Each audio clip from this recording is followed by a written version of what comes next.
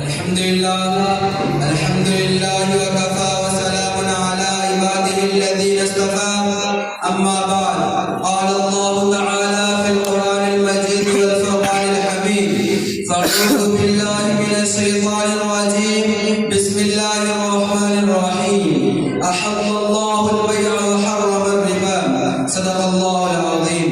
حضرات علماء و اساتذہ اکرام اور سامعین اعزام، اسلام کا یہ درجہ امتیاز ہے کہ اس نے ہر معاملہ میں اہل اسلام کی رہبری و رہنمائی کی. جہاں بندگی کرنے کے طریقے بتائے تو وہیں پر زندگی گزارنے کے سلیقے بھی سکھائے.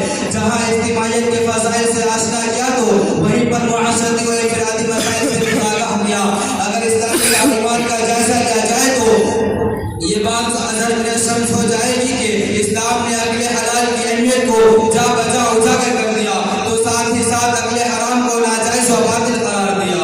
انہی باطل طریقوں اور اکل حرام میں سے ایک طریقہ سود خوری کا بھی ہے. محترم سامعین اکرام، سود ایک ایسی وبا ہے جس سے کوئی شہر، کوئی ریاست، کوئی ملک، کوئی محلہ، کوئی خطہ تو دور کی بات ہے، ارے کوئی گلی بھی خالی نہیں. آج ساری دنیا سود کی تباہی و بربادی سے دوچار ہے. حاضرین مجلس، اب تک دنیا نے سود کو نفع کا ذریعہ سمجھ رکھا تھا. اہل دنیا نے سودی نظام کو مال بڑھانے کا اعلیٰ تصور کیا تھا، گھر بیٹھے بہترین آمدنی کا ذریعہ تسلیم کیا تھا. لیکن آج اہل دنیا نے دیکھ لیا کہ اس سود نے بینکوں کا دیوالیہ نکال دیا، بے روزگاری میں اضافہ کر دیا، ترقی کا خیال رکھنے والوں کا خیال پارا ہو گیا.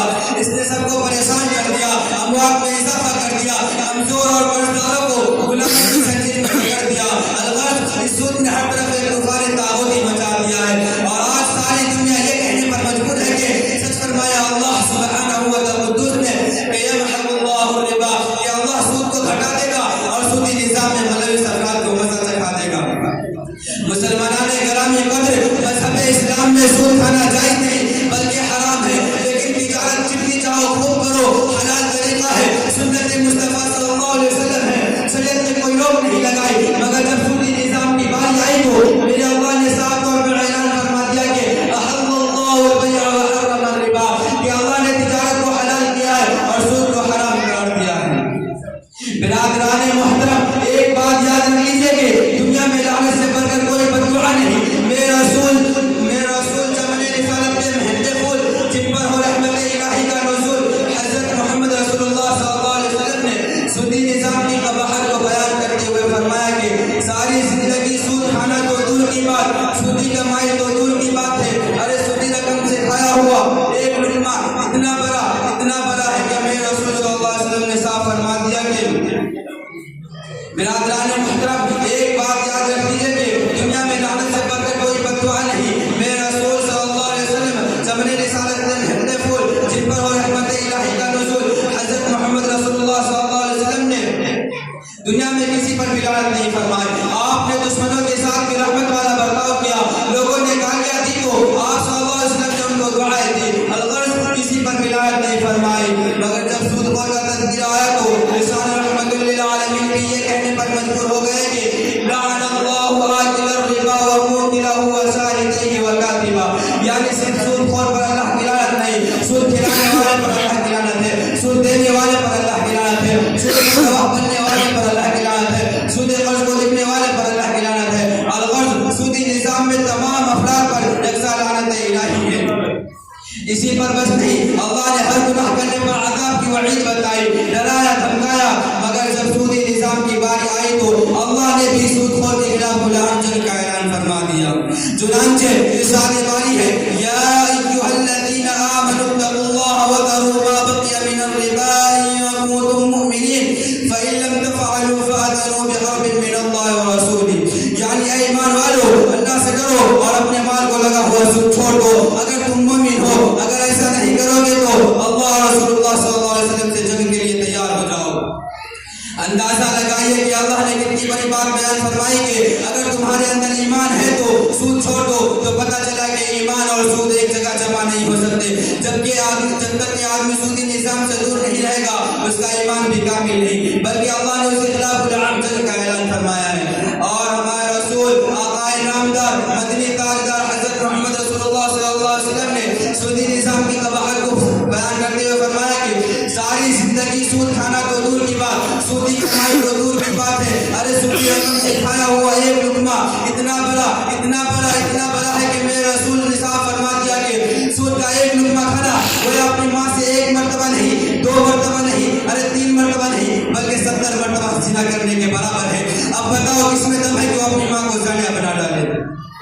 معزز مسلمانوں، سود کی کمائی کا ایک لقمہ جیسے ہی پیٹ میں اترتا ہے تو ایک خطرناک زہر کی طرح اعمال حسنہ کی تاثیر اور نورانیت کا خاتمہ کر دیتا ہے، قبولیت دعا کی تاثیر جاتی رہتی ہے، اعمال و احوال میں برکت ختم ہو جاتی ہے، پھر نیکی اور بدی میں امتیازی قوت بھی چلی جاتی ہے، دل پتھر ہو جاتا ہے، آدمی ظالم بن جاتا ہے، غریبوں اور کمزوروں کے خون کو بہترین مشروب سمجھ کر پینے لگتا ہے۔ اس لیے سرکار دو عالم صلی اللہ علیہ وسلم نے فرمایا لا يدخل الجنت جسد غذي بالحرام، یعنی وہ جنت میں داخل نہ ہوگا جس کی پرورش حرام مال سے کی گئی ہو، جو حرام مال سے پروان چڑھا ہو۔ بزرگان دین و ملت، سود خور اللہ کی نظر میں مردود جنت ہے، سود خور نبی رحمت صلی اللہ علیہ وسلم کی نظر میں مجیب لعنت ہے، سود خور اور باب علم و دانش کی نظر میں لائق ذلت ہے، سود خور امت مسلمہ کی نظر میں صاحب ملامت ہے۔ ساری باتوں کو جاننے کے بعد ہماری عدالت اس نتیجہ پر پہنچتی ہے کہ سود خور سے دوری وقت کی ضرورت ہے، اسی میں ہماری نجات ہے، سود خور سے لازم عداوت ہے ورنہ ہماری جہالت ہے، اس کے بعد ندامت ہی ندامت ہے۔ اے غیور نوجوانوں، ذرا خواب غفلت سے بیدار ہو جاؤ، حقیقت کا سورج طلوع ہو چکا ہے، ذرا گلیوں کچوں کا دوا کرو، سود خوروں کا قلع قمہ کرو، سود جو غریب حضرات ہیں ان کی مدد کرو۔ اور سودی نظام میں ملوث لوگوں، ذرا ہمارے آقا کا فرمان تو سن لو، میرے رسول صلی اللہ علیہ وسلم نے فرمایا الید العلیٰ خیر من الید السفلیٰ، کہ مانگنے والا ہاتھ اچھا نہیں، لہذا اپنے اندر خودداری پیدا کرو، مخلوق سے ظلم مانگنے کے بجائے اپنے خالق سے مانگنے کی عادت ڈالو۔ وہ غنی اور بے نیاز ہے، ہر گھڑی دینے کو وہ تیار ہے، جو نہ مانگے اس سے وہ بیزار ہے۔ لہذا ضرورت اب اس بات کی ہے کہ ہر شخص یہ عزم اور پختہ ارادہ کر لے کہ ہم سودی نظام سے دور رہیں گے، ہم سد رحمت کھا کر گزارا کر لیں گے مگر معصیت خدا کے ہرگز مرتکب نہ ہوں گے۔ آؤ اللہ سے دعا کریں کہ اللہ ہم سب کو سودی نظام سے دور رکھے، اگلے حلال نصیب فرمائے اور مال حرام سے ہماری حفاظت فرمائے۔ اسی جذبات میں ختم کرتا ہوں، آخر دعوانا الحمدللہ رب العالمین۔